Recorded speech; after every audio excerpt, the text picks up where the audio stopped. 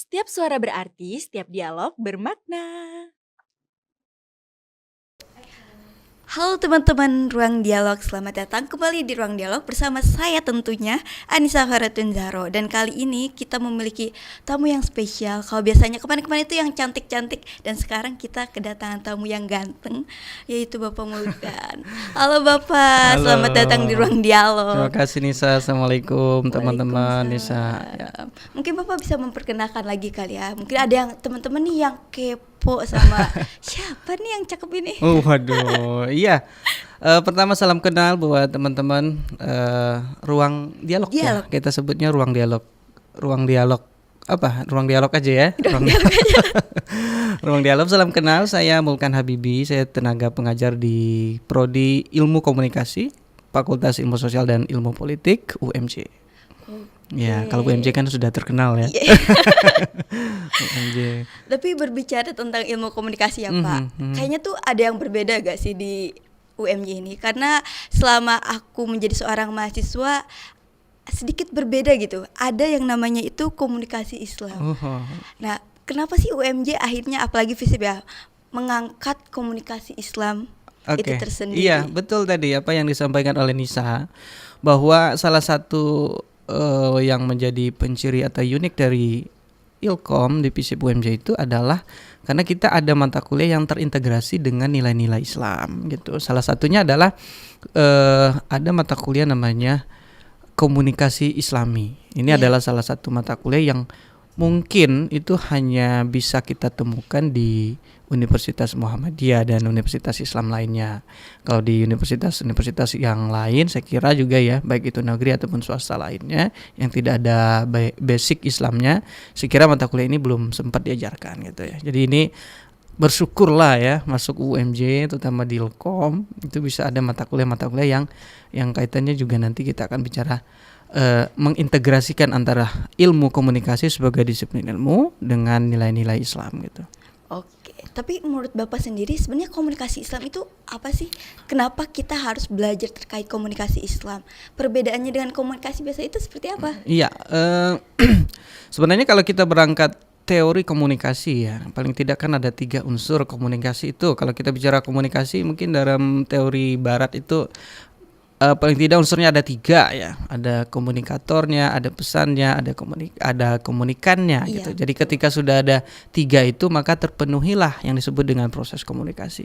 Tapi kalau kita bicara tentang komunikasi Islam gitu, kita bicara tentang prinsipnya gitu. Jadi komunikasi itu bukan hanya sampai kepada penyampaian pesan dari komunikator kepada komunikan, tetapi juga dalam proses penyampaian pesan itu ada pesan-pesan dan ada nilai-nilai yang itu kaitannya dengan yang standarnya sudah ada di dalam, ada standar Islam di situ gitu. Misalnya kalau kita bicara tentang pesan-pesan Islam, pesan-pesan komunikasi, pesan-pesan itu tentu tidak boleh melanggar nilai-nilai, baik itu tata caranya ataupun itu kaitannya dengan kontennya, kira-kira seperti itu.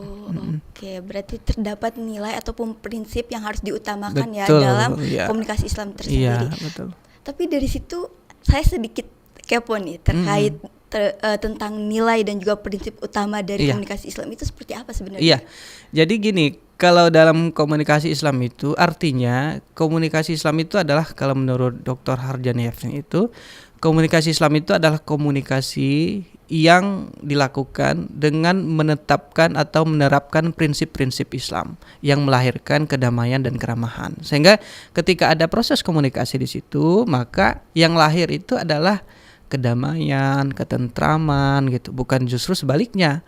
Jadi tidak hanya kita melakukan aktivitas komunikasi tanpa nilai gitu, misnilai, tapi di situ ada hal-hal yang justru melahirkan apa gitu ya. Dalam Islam itu ya namanya Islam kan tenang, selamat gitu ya. Jadi betapa banyak orang yang atas dasar nilai komunikasi yang tidak diunggulkan justru itu melahirkan pertikaian dan ketentraman, dan itu saya kira menjadi rambu-rambu untuk kita sebagai mahasiswa komunikasi untuk menjadikan itu sebagai landasan yang jelas ya sebagai umat muslim gitu. Iya betul sih. Tapi harus bersyukur gak sih ketika kita sebagai mahasiswa mungkin dari Universitas Muhammadiyah Jakarta, dengan adanya komunikasi Islam, kita tuh tidak hanya belajar terkait komunikasinya aja, tapi keislaman yang emang ada dalam diri kita itu kita kembangkan kembali, kita praktekkan secara komunikasi. Karena pada zaman sekarang yang kita lihat bahwa komunikasi yang dilakukan oleh mungkin generasi Z dan yang akan datang gitu ya, itu mulai komunikasi yang agak jauh gitu ya, menormalisasikan hal-hal yang menurut kita tuh seharusnya tidak seperti itu komunikasi dalam Islam, tapi mereka tetap laksanakan. Dan ini menurut Nisa, komunikasi Islam itu harus bisa ada, nggak hanya di UMJ aja kalau bisa ya. Betul. Kalau bisa di seluruh universitas. Karena ini baik banget. Dan sebenarnya Pak, kalau misalkan di komunikasi Islam itu sendiri, ada gak sih kebijakan yang diterapkan secara umum mungkin pada komunikasi Islam itu tersendiri? Iya, sebelum ke kebijakan, jadi betul tadi ya. Jadi salah satu bentuk kasih sayang Allah kepada kita itu sebagai umat manusia itu adalah ketika manusia itu diberi nikmat untuk bisa berkomunikasi. Misalnya dalam surat Ar-Rahman itu, Ar-Rahman allamal Qur'an, khalaqal insan, allamahul bayan. Jadi Allah itu Maha Pengasih yang menurunkan Al-Qur'an dan menciptakan manusia, dan yang mengajarkan kita untuk pandai berbicara di situ. Jadi ketika Allah menciptakan manusia, salah satu instrumen yang diberikan kepada manusia itu adalah ketika manusia itu pandai berbicara. Oleh karena itu, tentu ini bagian yang harus kita syukuri, bahwa komunikasi itu tidak boleh lepas dari nilai gitu ya. Jadi memang dia harus pada tataran ini betul-betul harus memperhatikan bahwa komunikasi itu punya efek gitu ya, baik itu di dunia tentu juga ada di akhirat gitu ya. Nah, kalau kita bicara tentang bagaimana kebijakan di kampus ya, kampus juga sudah memberikan perhatian yang cukup banyak ya terkait dengan etika ya, terutama soal etika komunikasi. Misalnya di UMJ itu ada peraturan rektor tentang kampus Islami. Di situ mengatur tentang bagaimana berkomunikasi gitu ya, bagaimana misalnya bergaul, di situ semua ada.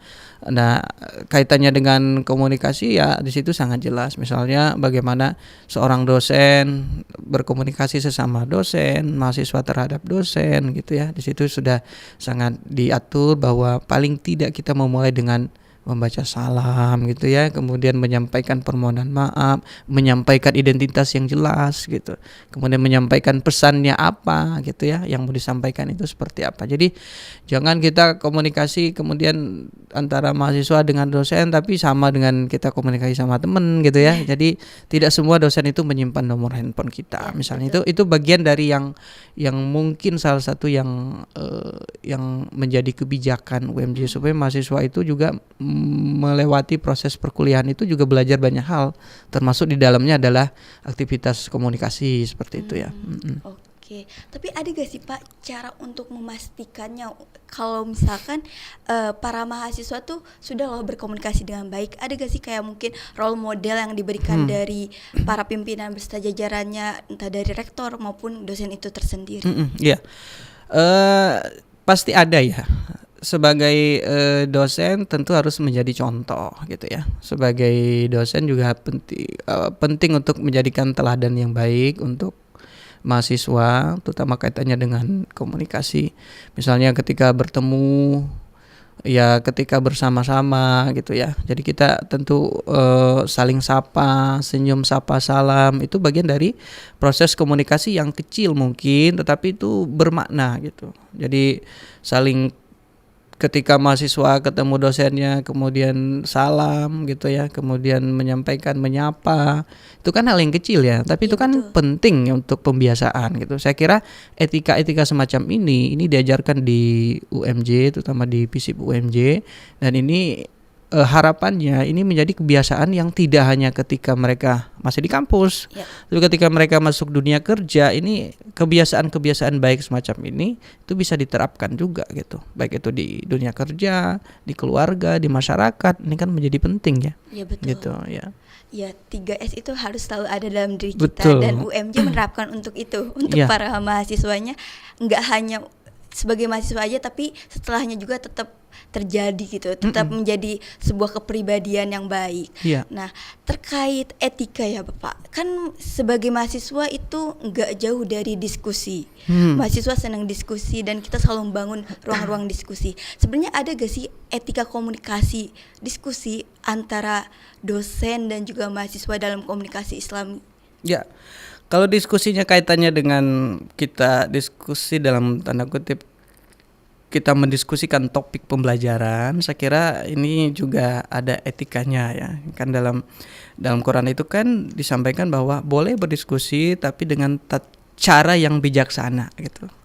Nah, bijaksana itu kan kaitannya dengan nilai etikanya kan. Jadi Iya, betul. pesan itu bisa diterima ketika tata cara menyampaikannya itu juga bisa diterima oleh orang. Bukan hanya pesannya bagus, tapi dengan cara yang tidak bagus itu juga nggak bisa ya, nggak dapat juga. Sebaliknya juga caranya baik, tapi pesannya nggak baik juga sama kan. Sesuatu yang artinya nggak bisa diterima oleh baik itu kita sebagai dosen ataupun kita sebagai mahasiswa. Jadi ini menjadi penting gitu. Jadi ada cara yang baik, kemudian pesannya juga harus baik gitu. Ini kita sudah sangat jelas ya, pesan-pesan yang baik itu ya pesan-pesan yang kira-kira itu tadi. Kalau pesan itu melahirkan ketenangan, ilmu pengetahuan, itu kan pesan-pesan yang baik gitu. Iya, betul. Tapi kalau justru pesan-pesan itu pada akhirnya setelah diskusi akan melahirkan pertikaian gitu kan, peperangan. Nah, itu sangat harus dihindari gitu ya. Jadi orang menyebut lisanmu tuh laksana harimau. sebagai harimaumu gitu kan. Artinya orang bisa bertikai itu gara-gara salah ucap gitu. Betul. Jadi itu menjadi penting dan itu yang saya kira juga harus diterapkan baik itu di dunia aktivitas apapun maupun kita saat kita melakukan diskusi lah, kira-kira begitu. Sebenarnya ada peran dalam komunikasi Islam tuh kita mungkin apalagi yang nggak semuanya tuh basicnya itu benar-benar Islam ya Bu. Pak, kok jadi Ibu? Iya. Kebiasaan Ibu ya. Iya, kebiasaan Ibu. Jadi gantengnya itu baru sekarang nih. Biasanya yang Berarti cantik-cantik. besok harus lebih banyak lagi nih. Kan biasanya dalam membimbing mahasiswa itu ada cara tersendiri ya bagi dosen untuk mahasiswa. Ada gak sih yang Bapak terapkan kepada mahasiswa dalam komunikasi Islami tersendiri gitu? Ya, kalau saya selalu sampaikan di kelas ya, tata cara berkomunikasi gitu. Kalau kita misalnya menyampaikan ada keinginan untuk berkomunikasi sama dosen, katakanlah misalnya kita hanya sekedar mengirimkan WA ya, itu hal yang sepele, tapi kalau tata caranya kurang baik gitu, ya kita nggak akan mendapatkan respon yang sesuai dengan yang kita inginkan gitu. Misalnya ketika kita meminta sesuatu kepada dosen, konfirmasi soal jadwal, soal nilai gitu kan, mestinya kita harus mengawali dengan cara yang baik kan. Salam, perkenalkan diri gitu, maksud dan tujuannya apa, baru kita mohon maaf atas waktunya dan lain-lain. Ini kan cara, walaupun ini sederhana tapi di UMJ ini harus diterapkan gitu. Di kampus kita ini yang memang kita basicnya adalah Islam, itu memang harus kita terapkan bersama semacam itu. Karena kalau saya misalnya ada mahasiswa yang WA kemudian tanpa menyebut nama, Bapak lagi di mana gitu. Kita kadang-kadang kan nggak tahu ya posisinya ini siapa, karena nggak semua dosen tadi yang saya sampaikan, tidak semua dosen itu kan menyimpan nomor mahasiswanya. Betul. Kan gitu kan, nggak semua juga dosen itu tahu ini siapa, walaupun itu bimbingan skripsinya gitu, walaupun itu bimbingan akademiknya gitu. Oleh karena itu ya hal-hal yang semacam ini saya kira menjadi penting supaya pesan itu bisa diterima dengan lega lah gitu ya. Okay. Pesan diterima dengan ikhlas. Kalau enggak orang balasnya ala kadarnya gitu ya. Iya. Ini penting. Biar mungkin ketika kita membaca pesan tersebut, oh iya dia sedang ada bantuan atau perlu perizinan. Iya. Betul. Tapi dari Bapak sendiri ada gak sih tips berkomunikasi Islami untuk mahasiswa? Apalagi kan mungkin ada beberapa mahasiswa baru ya yang baru masuk semester 2 saat ini. Ya. Kalau tips ya, pertama tentu kita harus memahami ya bahwa komunikasi itu harus dengan cara yang baik ya. apalagi kaitannya dengan lisan. Yang kedua, kita harus paham betul bahwa kita ini berada di lingkungan akademik gitu, ya kan? Lingkungan ini kan bukan pasar yang sukarelanya bebas teriak-teriakan gitu. Iya. Ini kan kampus yang diatur terkait dengan etikanya, termasuk di dalamnya adalah komunikasi. Belajarlah dengan pengalaman. Kalau kita memang belum pernah melakukan aktivitas komunikasi yang katakanlah misalnya kita biasanya berkomunikasinya ala kadarnya atau bebas gitu. Nah, kita harus memahami bahwa kita ini berada di lingkungan yang ya kita anggap ini kampus Islam kan, karena Muhammadiyah itu adalah kampus milik Muhammadiyah, milik Betul. persyarikatan, sehingga ini menjadi acuan kita. Dan berkomunikasi dengan cara baik itu insya Allah itu juga akan menjadi nilai ibadah ya, nilai ibadah buat kita semua. Kata-kata yang kita siarkan itu adalah kata-kata yang baik gitu, jangan sampai justru sebaliknya gitu ya. Tapi pernah gak sih Bapak kayak mungkin ada dalam satu kasus terdapat mahasiswa yang mungkin berkomunikasinya kurang baik, dan ada gak cara untuk mungkin menegurnya kali ya? Iya. Itu ada gak sih seperti itu? Saya kira semua dosen juga punya pengalaman ya hal terkait dengan itu, termasuk mungkin saya juga. Banyak komunikasi mungkin mahasiswa yang WA seperti tadi misalnya, ini siapa gitu, ini mahasiswa apa orang tuanya gitu kan, tanpa ada identitas, mau meminta apa juga kita juga enggak tahu gitu kan. Jadi tidak spesifik pesannya. Padahal kan kita orang komunikasi kan, mestinya kan pesan itu kan kalau mau diterima dengan baik kan harus spesifik, harus jelas kan. Kalau pesannya enggak jelas ya gimana bisa diterima gitu. Nah, ini kalau saya biasanya hal-hal semacam ini saya langsung kasih tahu, oh kamu kalau WA dengan siapapun begini caranya, jangan kamu WA-nya asal tulis aja. Nah itu biasanya saya kasih tahu. Atau hal yang lain ya dalam pergaulan gitu, misalnya sesama mahasiswa yang namanya juga mahasiswa ya, kadang-kadang kan komunikasi kan lepas kontrol ya. Betul. Kadang-kadang menyebutkan nama teman-temannya kucing lah gitu kan. Dan lain-lain. Nah itu kalau saya biasanya saya langsung tegur, oh ya di sini nggak ada itu, nama itu nggak ada di UMJ gitu. Oh ya Pak, mohon maaf Pak. Ya biasanya mahasiswa langsung oh ya mohon maaf gitu. Ini saya kira tradisi-tradisi yang harus dibiasakan sebagai mahasiswa, dan kita juga sebagai dosen membiasakan juga, kasih contoh yang baik dengan bahasa-bahasa yang baik ya. Teman-teman yang ada, teman-temannya ayam, teman-temannya kucing jangan dibawa ke kampus lah ya.